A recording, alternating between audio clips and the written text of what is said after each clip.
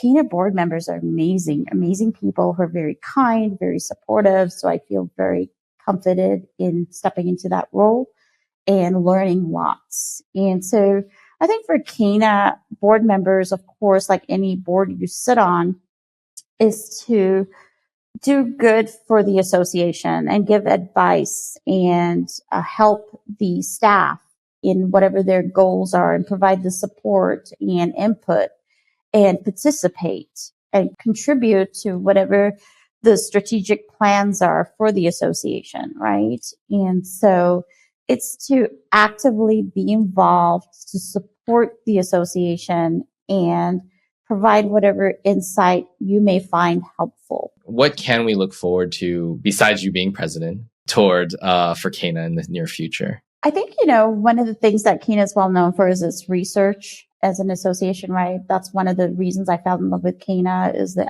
educational aspect that an approach it takes. Yeah, absolutely. I also Don't we all? We love Barbara. Yes. So she was like the main reason I wanted to join Kina. I got to spend some amazing time with Barbara before I was on the board. And it was kind of fun because I had invited her out when I was the president of the state association to do some talks. And that was just as our state was shutting down during COVID. And I just got to know her and I was like, how do I stay connected to this lady? Yeah. Like, I'm fanning her. Like, how do I stay connected? So I just raised my hand and said, I want to be on your board. I didn't even know what that meant. And because I just wanted to still be friends with Barbara. And Barbara is a thoughtful leader. She's very articulate, very intelligent. I always speak to her and I always walk away learning something from her. And so her vision for Kina and her strategic planning, like we're focusing on what is a big concern for everyone, this licensing, this hiring of people, right? It's one of the initiatives we're working on. There's other strategic plans that we're working on, and I apologize. I left that all out of my brain till the next Kina meeting.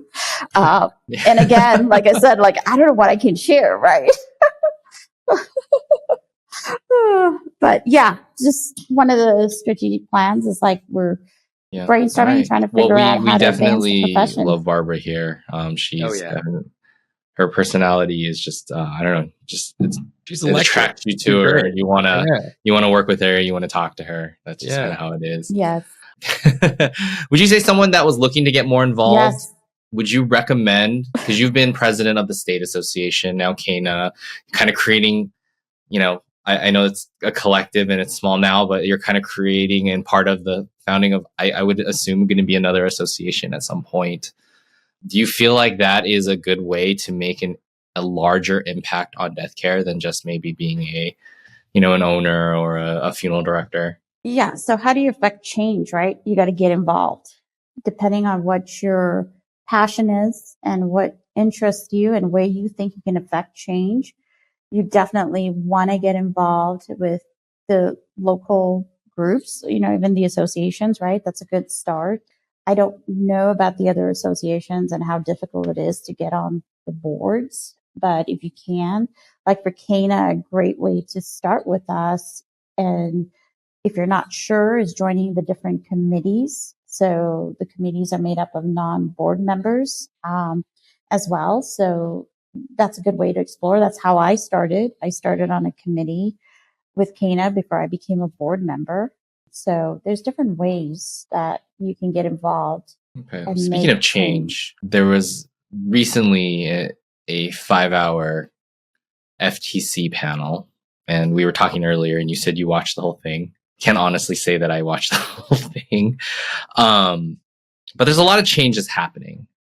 What do you, from your perspective, as someone who's kind of seen a lot of different parts of death care, what do you think some of the more relevant things are that they're kind of proposing, and what kind of impact do you think that'll actually have on death care going forward?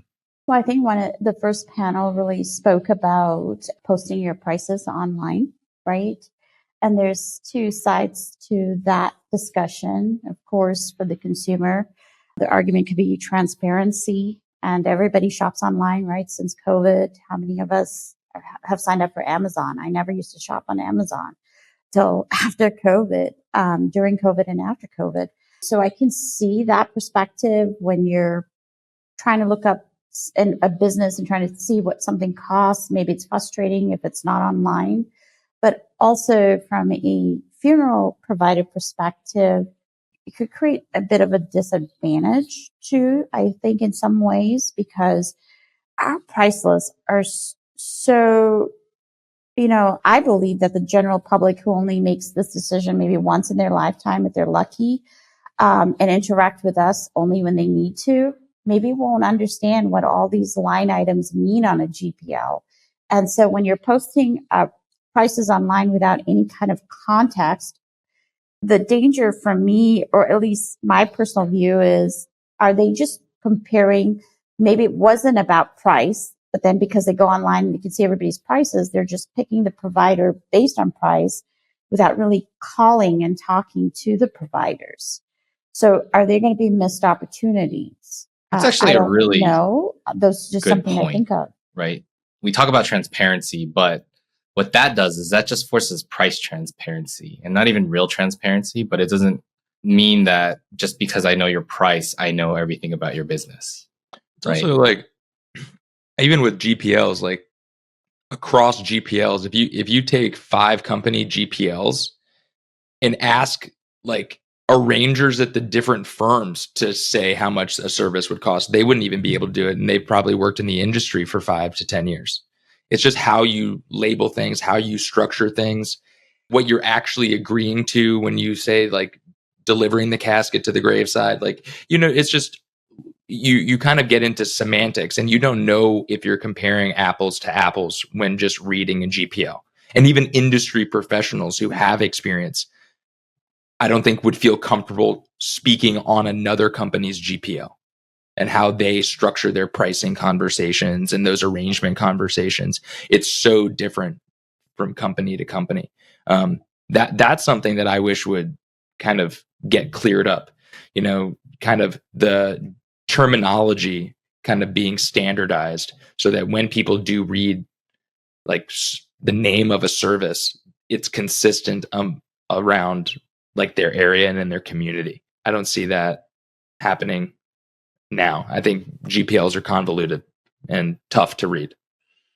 I agree. And besides the minimum, the direct cremation, direct burial, forwarding of remains, and receiving of remains, everything else is a la carte. So how does the family know how to piece together the different charges and come up with a total on their own, right? And so the other concern is, like, what if you're the only provider in your hometown, so you don't need a website because everybody knows you? And are you going to be required to create a website to be in compliance? What does that cost to that provider? When you talk about equality and equity, it's just kind of interesting to me. It's almost like, why fix something that's not broken? Because there has to be universal standards at some level. And I think that's what they're trying to do. It's like, these are going to be weird growing pains as we kind of establish that infrastructure, or a new infrastructure. The rural, like mom and pop storefront that like everyone knows in town is a unique example. I'm interested to see how they handle that, because there are tons and tons of those businesses in Middle America and everywhere. And one of the panelists, I think, or what I recall from that conversation, was like, okay, then do you have to pay money for paid searches? And SEO, the biggest wallets will be able to then bring your funeral home to the forefront, right? And when people are searching, and how many funeral homes does a customer search before they make a decision? So there's so many things. I can see both sides.